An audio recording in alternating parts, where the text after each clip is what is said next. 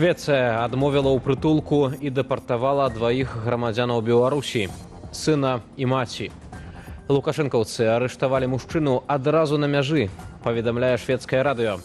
Паводле кіраўніка народнай амбасады ў Стакгольме Змітра Васермана, літоўскія паліцыянты, якія ажыццяўлялі гвалтоўную дэпартацыю, нават узялі жанчыну ў кайданкі. Вітаю гаспадарства, з вами Вітаўт Ціўчык, запрашаю на галоўныя навіны ў аб'ектыве. Працаўнікоў усё менш і менш, палітычныя звальненні і эміграцыя падкошваюць рынок кадраў. Они берут новых людей, покидают ему ту же самую зарплату, просто кажут, ну ты же сам все разумеешь. Новыя падрабязнасці ў справе Паўла Дурава. Wall Street Journal сцвярджае, што прэзідэнт Францыі прапаноўваў перанесці офіс тэлеграму ў Париж. Дуров вообще как бы дистанцировался. Он выбрал такую какую-то усредненную позицию. Удар за 1500 кілометраў ад украінска-расійскай мяжы. Дроны атакавалі нафтабазу на рэкорднай адлегласці. Наносить ущерб Российской Федерации на больших расстояниях просто необходимо. Эканоміка надалей губляе чалавечы капітал. У сталіцы Беларусі ў першыя 7 месяцаў года нанятых на працу работнікаў амаль на 8% менш, чымся звольненых. Прапаганда падбадзёрвае, што ў апошнія 2 месяцы маем тренд на рост. Але калі ўзяць апошнія 2 гады, дзірка на зірцы ў кожным сектары эканомікі і ў бюджэтных установах. Ці змогуць выправіць сітуацыю, распавядзе Юлія Церпук.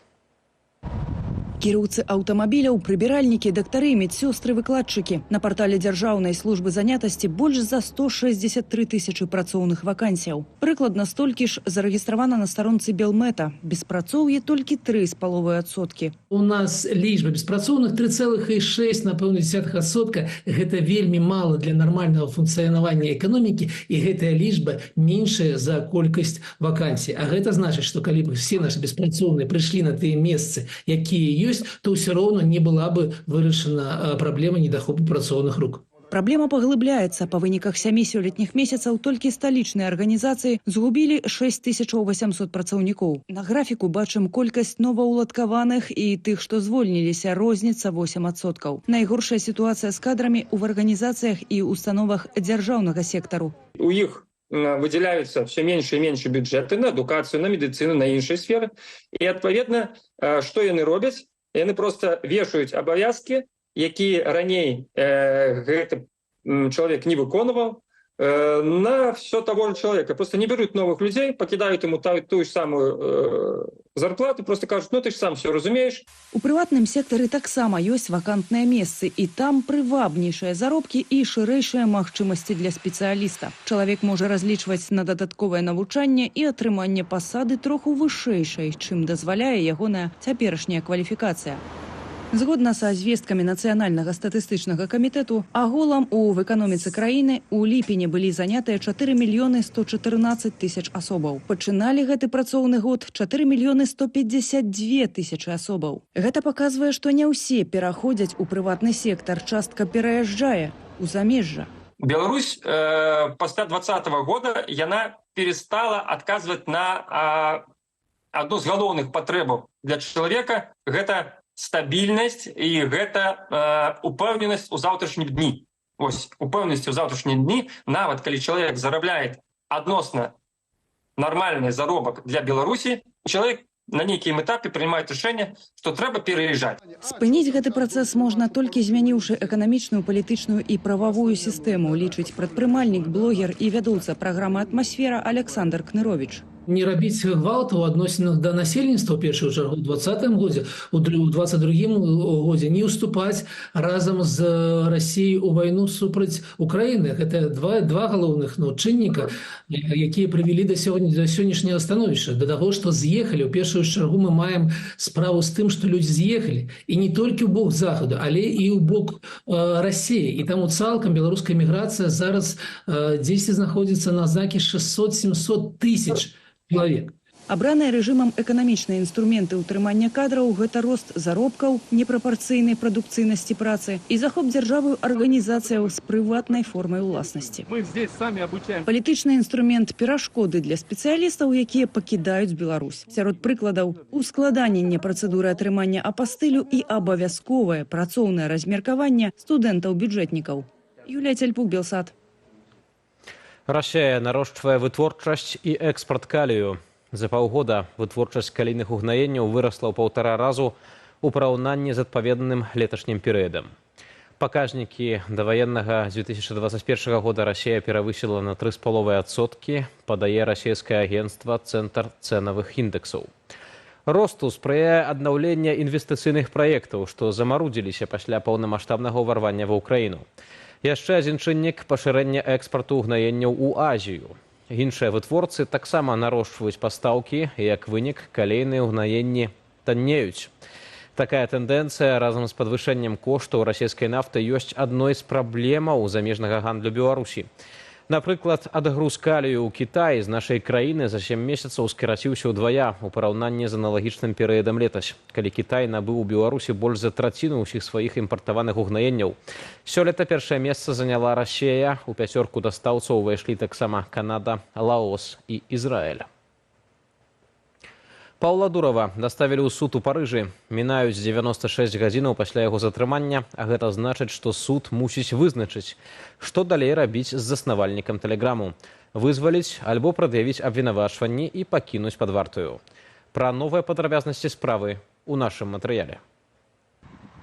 Французскі суд абвясціў у вышук брата Паўла Дурава Мікалая. Пра гэта паведамляе выданне «Палітікоў». Падрабязнасцяў справы самога ўладальніка тэлеграму не раскрываюць. Расійскае ж выданне «Важнай історыі» высветліла на падставе злітай базы ФСБ, што Дураў пасля 2014 года не менш за 50 разоў непублічна прыязджаў у Расію.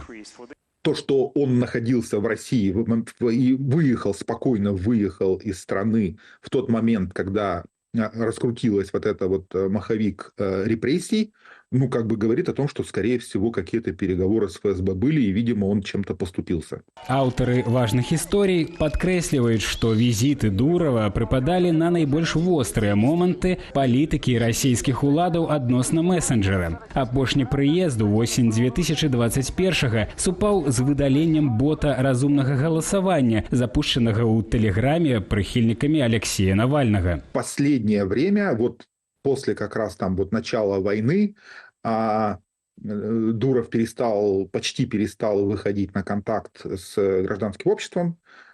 Последние полгода, по-моему, вообще никаких движений не было. И это тоже заставляет задуматься. Цяпер расійская прапаганда і ўлады выступаюць у абарону Дурава, а расійскія дыпламаты нават спрабавалі наведаць яго ў турме. У той жа час Александр Лукашенко нечакана выступіў на баку Парыжа. Ягоную заяву апублікаваў тэлеканал ОНТ. Я их не осуждаю, они правильно поступают. Дуровы, не дуровы, виноваты, где отвечать. Ва ўладаў Беларусі свая гісторыя дачыненняў з тэлеграмам. Менавіта гэты месенджер адыграў істотную ролю ў пратэстах 2020 года. Конечно, обида может быть. То, что через московских патронов он хотел как-нибудь в свое время повлиять на это, тоже без вопросов, потому что режимы используют все возможности, которые есть для того, чтобы давить на такие мессенджеры. Тым часам Арабскія Эміраты, краіна, у якой месціцца офіс тэлеграму, падтрымалі Дурава. У Дубаі заяўляюць пра гатоўнасць прыпыніць вайсковую супрацу з Парыжам. Першым крокам стала замарожванне кантракту на куплю ў Францыі 80 самалётаў-знішчальнікаў. Антон Бяздольны, Белсат.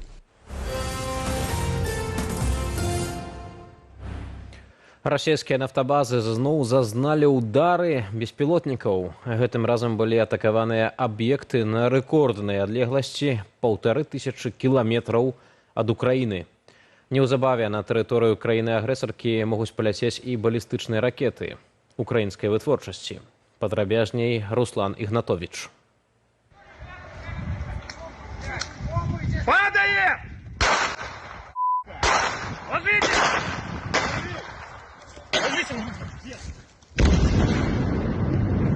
Упершыню ад пачатку поўнамаштабнага ўварвання Украіна атакавала Кіраўскую вобласць Расіі беспілотнікамі.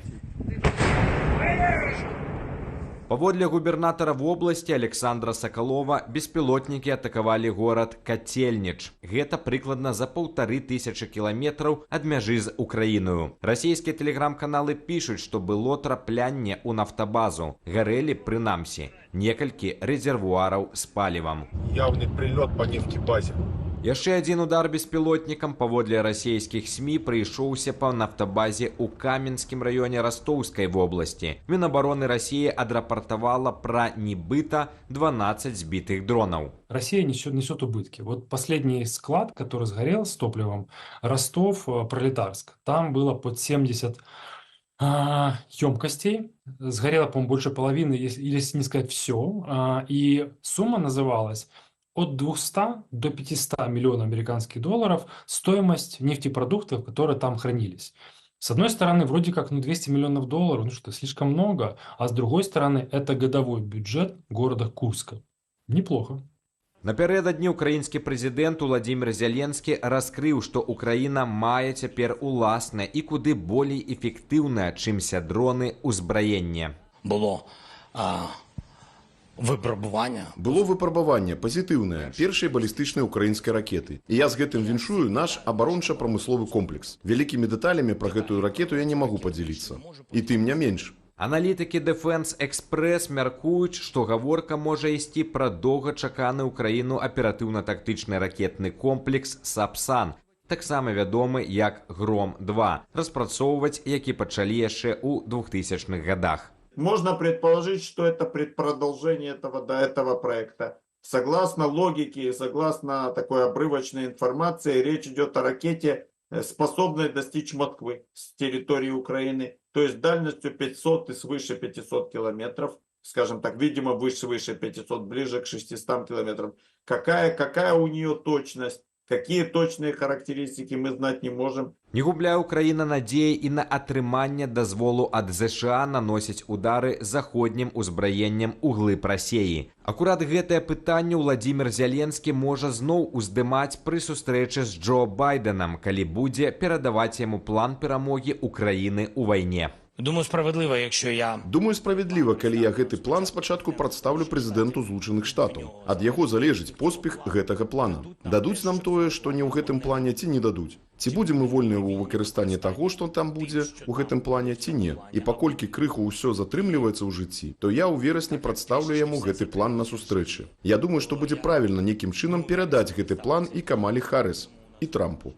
Падмацоўвае Украіна і свой паветраны кампанент. Стала вядома, што на перададзеныя Кіеву знішчальнікі F-16 Злучаныя Штаты усталявалі эксклюзіўную версію сістэмаў радыёэлектроннай барацьбы. Гэтая сістэма робіць самалёты практычна нябачнымі для радараў ворага. Паводле Defense Express, гэтай унікальнай перадавой сістэмы пакуль няма нават у краінаў чальцоў НАТО.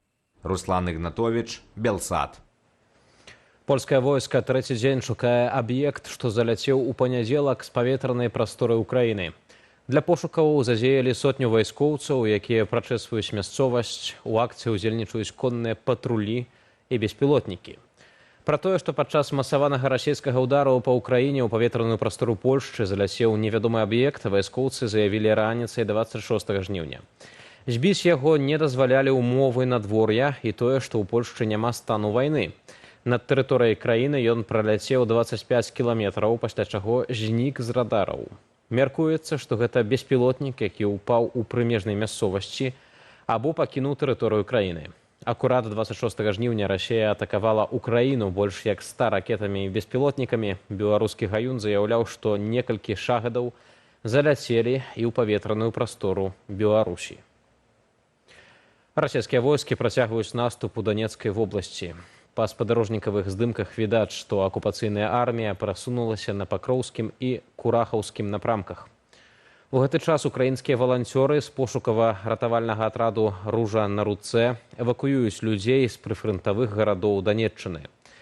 Разам з імі ў адну з паездак скіравалася і наша калега Дар'я Чульцова.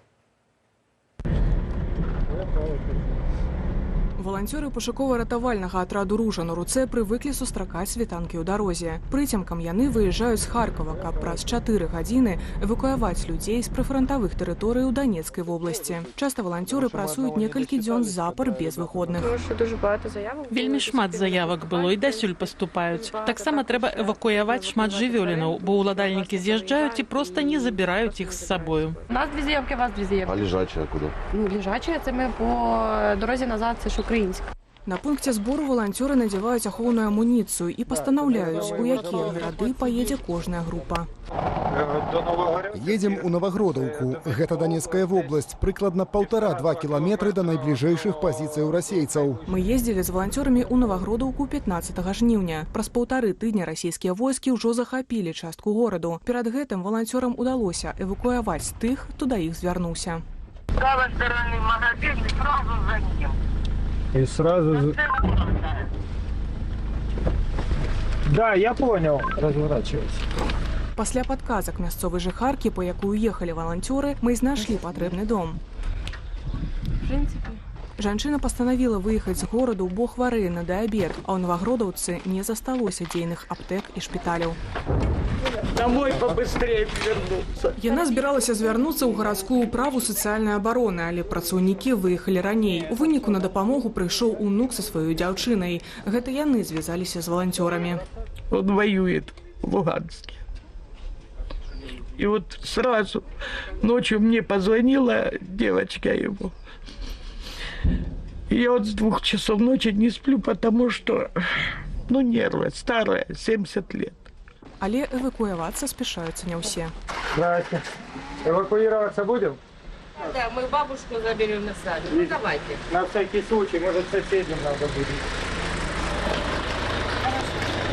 Насправді дуже велика кількість людей залишається. Насамрэч вельмі шмат людзей застаюцца, бо мяркуюць, што іхнага паселішча гэта не закране. Але гэтак жа думалі людзі ў Мікалаеўцы і Ордаўцы, якія ўжо акупаваныя, на жаль. Цяпер больш людзей хочуць выехаць, бо бачаць, што лінія фронту ўсё бліжэй. Ёсць і тыя, хто хоча выехаць, але ўжо не могуць. Может, хоть до скорой? Не, она боится. Говорит, сейчас выедем и что? Она умрет в машине. Гэтак другая група валанцёраў, якая скіравалася ў горад Украінск, не здолела забраць жанчыны, прыкутай да ложка хваробаю. Была заявка на лежачего человека, женщину в возрасте. Приехали ее забирать, и дочка говорит, в связи с тем, что у него уже гангрена обоих ног, и физически она боится, что мать не доедет до пункта назначения. Забраўшы людзей, валанцёры едуць у пункт збору, дзе чакаюць вяртання сваіх калегаў. Дань, живы? Нормально, все нормально. Красиво. Ага. Вы скоро выезжать будете? Скоро, думаю, минут 10-15 выезжаем. Давай, мы на заправке. Дар'я Чульцова, Белсад. Ці сапраўды Украіна вядзе перамовы з узурпатарам і ці здольны ён перайсці ў вайне на іншы бок? Размова з былым намеснікам начальніка генштабу ЗСУ праз момант у праграме «Белсад Зум». Дзякуй за прагляд аб'ектыву. Будзьма разам.